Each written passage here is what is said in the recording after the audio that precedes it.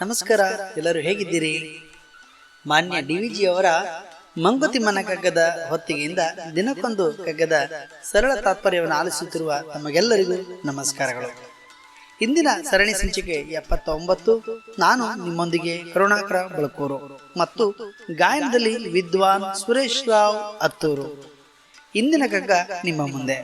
ದಾರಿ ಗುರಿಗಳ ಗೊತ್ತು ಕಾಗೆಗೆ ಉಂಟೇನಯ್ಯ, ದಾರಿ ಗುರಿಗಳ ಗೊತ್ತು ಕಾಗೆಗೆ ಉಂಟೇನಯ್ಯ, ಆರಮನೆ ಸಂಡಿಗೆಯೋ ಚುಂಡಿಲಿಯೋ ಹುಳವೋ, ಆರಮನೆ ಸಂಡಿಗೆಯೋ ಚುಂಡಿಲಿಯೋ ಹುಳವೋ, ಆರಪಿಂಡವೋ ಏನೋ ಎಂತೋ ಆ ಬಾಳಗತಿ, ಆರಪಿಂಡವೋ ಏನೋ ಎಂತೋ ಆ ಬಾಳಗತಿ, ಮೀರಿದವನೇ ನೀನು, ಮೀರಿದವನೇ ನೀನು ಮಂಕುತಿಮ್ಮ. ದಾರಿ ಗುರಿಗಳ ಗೊತ್ತು ಕಾಗೆ ಗುಂಟೇನಯ್ಯ,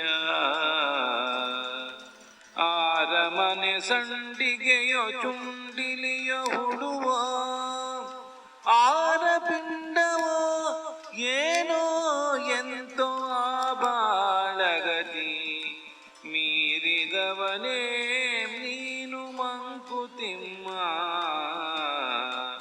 ಮೀರಿದವನೇ ನೀನು ಮಂಕುತಿಮ್ಮ.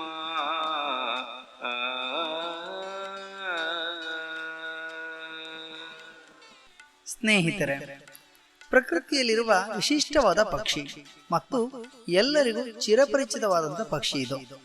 ಬಣ್ಣದಲ್ಲಿ ಕಪ್ಪು, ಸ್ವರವನ್ನ ಸ್ವಲ್ಪ ಕೇಳಿದ್ರು ಸಾಕು ಇದು ಏನ್ ಕೂಗುತ್ತಪ್ಪ ಅಂತ ಆಡ್ಕೊಳ್ತಾರೆ ಜನ. ಒಂದಂತೂ ಸತ್ಯ, ಅನ್ನವನ್ನ ಕಂಡಾಗ ತನ್ನ ಬಳಗವನ್ನ ಕರೆದು ಗುಂಪು ಗುಂಪಾಗಿ ತಿನ್ನುವ ಮನಸ್ಸಿದು. ಇವು ಗುಂಪಾಗಿಯೇ ಬದುಕಲು ಕೂಡ ಇಷ್ಟಪಡ್ತವೆ.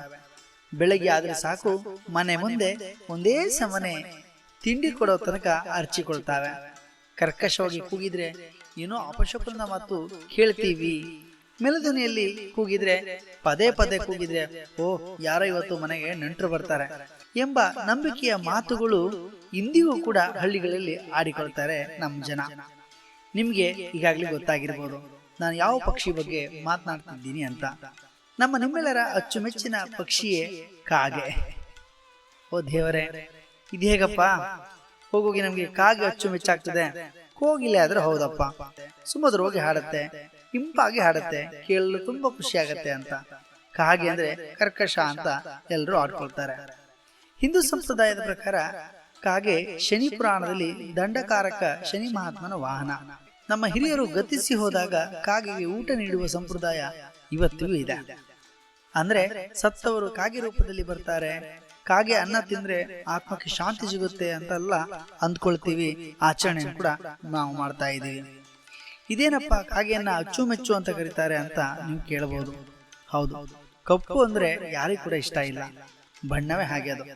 ಆದ್ರೆ ಕಪ್ಪಲ್ಲೇ ಇರುವುದು ವಿಶೇಷತೆ ಕೆಲವು ಬಾರಿ ನಮ್ಗೆ ತಿಳಿಯೋದೇ ಇಲ್ಲ. ಇತ್ತೀಚಿನ ದಿನಗಳಲ್ಲಿ ಕಾಗೆ ಕೂಡ ಬಾಡಿಗೆ ಸಿಗುತ್ತೆ ಅಂತ ಜಾಹೀರಾತು ನಾನು ನೋಡಿದ ನೆನಪು. ಕಾಗೆ ನಮ್ಮ ನಿಮ್ಮೆಲ್ಲರ ನಡುವೆ ಬದುಕುತ್ತಿರುವ ಒಂದು ಪಕ್ಷಿ. ಕಾಗೆಗೆ ಬೇರೆ ಬೇರೆ ಹೆಸರುಗಳಿದ್ದಾವೆ. ಕಾಕಿ, ಕಾಗಿ, ಕಾಕ, ಕಾಕೆ, ಹೀಗೆ 10 ಹಲವು ಹೆಸರುಗಳು. ಯಾಕೆ ಇಷ್ಟು ಕಾಗೆ ಬಗ್ಗೆ ನಾನು ಪ್ರಸ್ತಾಪ ಮಾಡ್ತಿದ್ದೀನಿ ಅಂತ ಹೇಳಿದ್ರೆ, ಇಂದಿನ ಕಗ್ಗದಲ್ಲಿ ಕಾಗೆ ಬಗ್ಗೆನೇ ಇದೆ.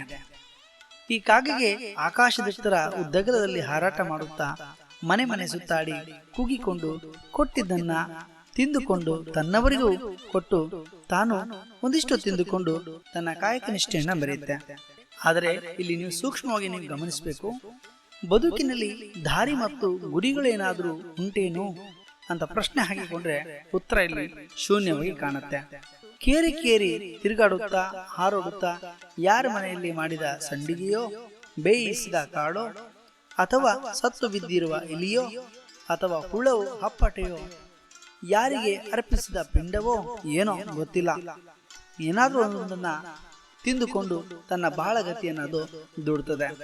ಹಾಗಾಗಿ ಅದರಂತೆ ಮನುಷ್ಯನ ಜನ್ಮದ ಬದುಕು ಕೂಡ ಕಾಗೆ ಬದುಕಿಗಿಂತ ಹೊರತಾಗಿಲ್ಲ ಅನ್ನೋದನ್ನು ಕೂಡ ನಾವಿಲ್ಲಿ ಗಮನಿಸಬೇಕಾಗ್ತದೆ.